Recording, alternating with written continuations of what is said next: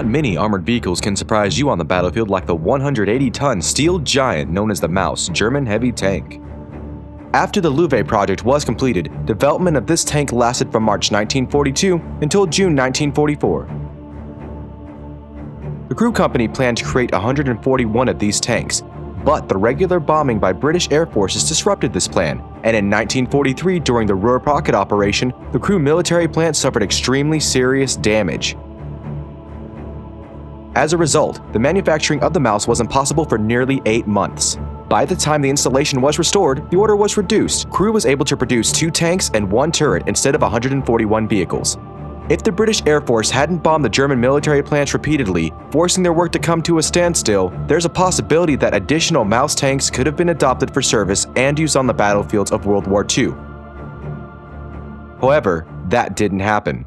In World of Tanks, the Maus is a top-tier vehicle in the German heavy tank branch. We're going to rate the combat characteristics of this vehicle in comparison with other Tier 10 heavy tanks. We'll use a scale of 1 to 10 to evaluate these characteristics, 1 being the lowest and 10 the highest. The movement and mobility characteristics are worse than its tier mates. Hull traverse speed is 15 degrees per second, turret traverse speed is 14 degrees per second. Its maximum speed is 20 kilometers per hour. The firing characteristics aren't the strongest feature of this tank either. Aiming time is 2.9 seconds. Accuracy of the gun is 0.38 meters at a distance of 100 meters. Alpha damage averages at 490. The average penetration of an armor-piercing shell is 246 millimeters. This tank is one of the best armored in the game. The higher glaze is 200 millimeters thick and situated at an angle of 52 degrees, which means it can resist shots from the most powerful guns in the game. Its side armor is 185 millimeters, but its slope angle is 0 degrees, which decreases its effectiveness. The frontal armor of the turret is 240 millimeters and is convex shape. Side armor of the turret is 210 millimeters situated at an angle of 30 degrees. This armor can be a hard nut to crack for the majority of tanks. This tank has 3,000 hit points, the highest rated in the game. As other heavy tanks of this tier, except for the British, it has a view range of 400 meters. Let's sum up. The disadvantages of the Maus are its low acceleration and mediocre fire potential. In addition, its giant silhouette makes the tank an excellent target for artillery.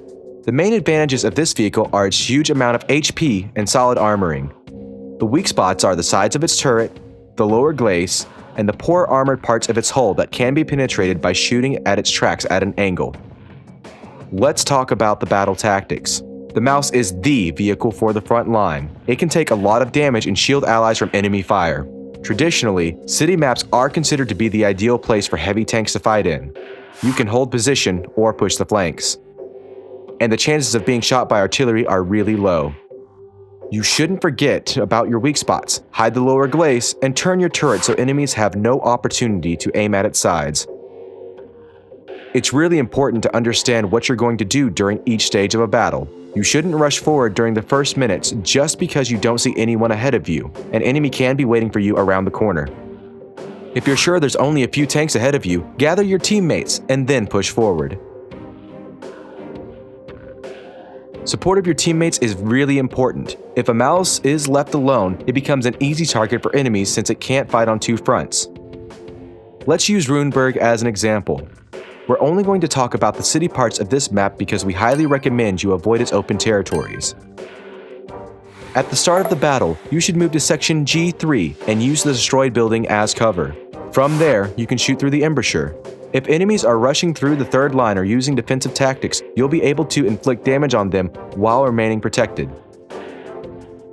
From this square, you'll be able to take the following steps. If there are a lot of enemy tanks, move to section F2 and shoot them from behind the corner.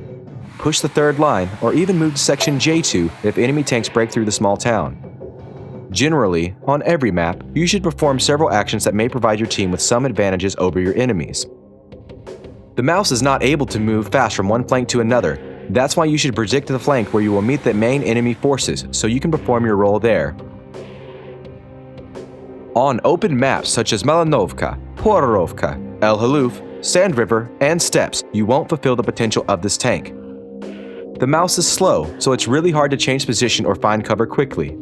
Its giant size lets enemies scout it quickly and artillery will shoot as soon as possible. And its mediocre penetration, as well as poor accuracy, makes it impossible for you to shoot enemies at a long distance.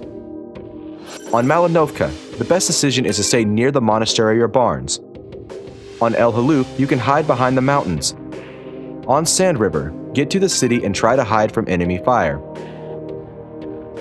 On Steppes, you may use the stones as cover and fire on other heavy tanks from there. Podorovka is one of the most unfavorable maps for the mouse because you can be scouted and destroyed before you even get into position.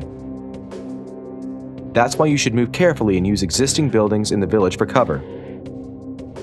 Any other actions will lead to certain death.